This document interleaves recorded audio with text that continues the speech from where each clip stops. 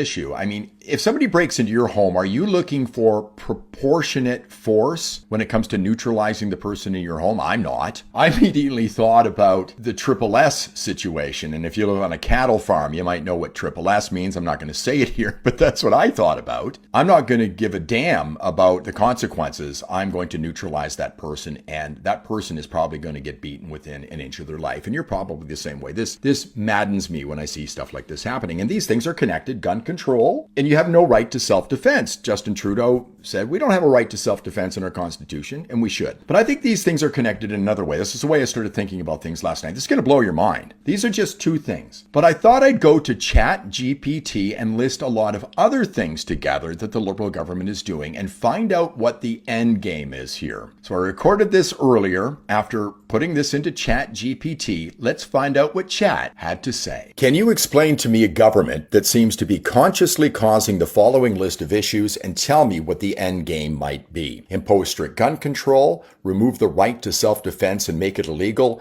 take control of the media, restrict movement of the public, limit free speech, run up massive government debt, control public education, drive up the cost of living, massively increase immigration, declare a crisis. And here's what ChatGPT had to say. The list you've given describes a government that isn't simply mishandling policy, but appears to be deliberately restructuring society to centralize power in its own hands. Each item weakens individual autonomy, strengthens state dominance, and destabilizes society in ways that make people more dependent on authority. Let's walk through it, then look at the likely endgame. Step by step. Number one, impose strict gun control, removes the most direct form of resistance, ensures the government has a monopoly on force. Number two, remove the right to self-defense and make it illegal. Criminalizes personal independence, forces people to rely exclusively on the state for protection. Number three, take control of the media. Controls what people see, hear, and believe, turns journalism into propaganda, prevents alternative narratives from spreading. 4. Restrict movement of the public, limits the ability to organize, protest, or escape, paves the way for surveillance systems, digital IDs,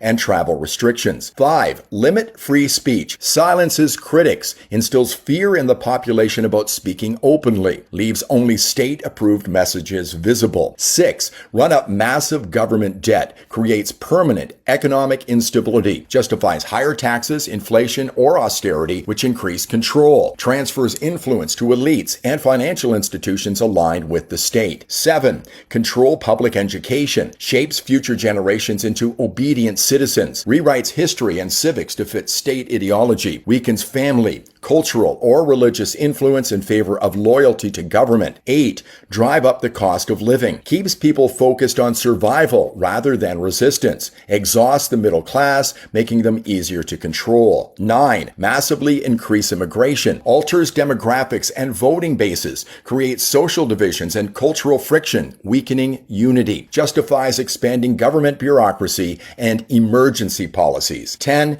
Declare a crisis, allows suspension of rights and expansion of state powers, keeps the public fearful and compliant, justifies measures that would never be accepted under normal conditions. The end game. All of these together point to a clear destination.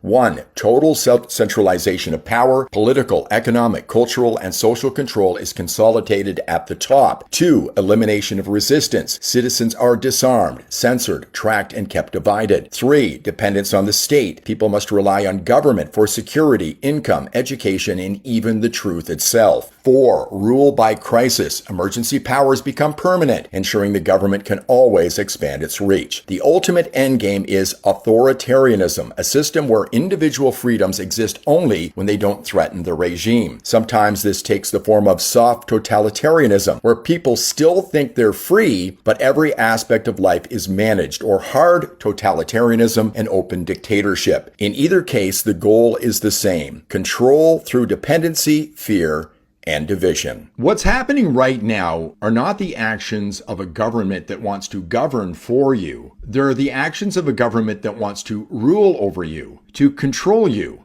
Does this seem like the country you're living in right now? It sure seems that way to me.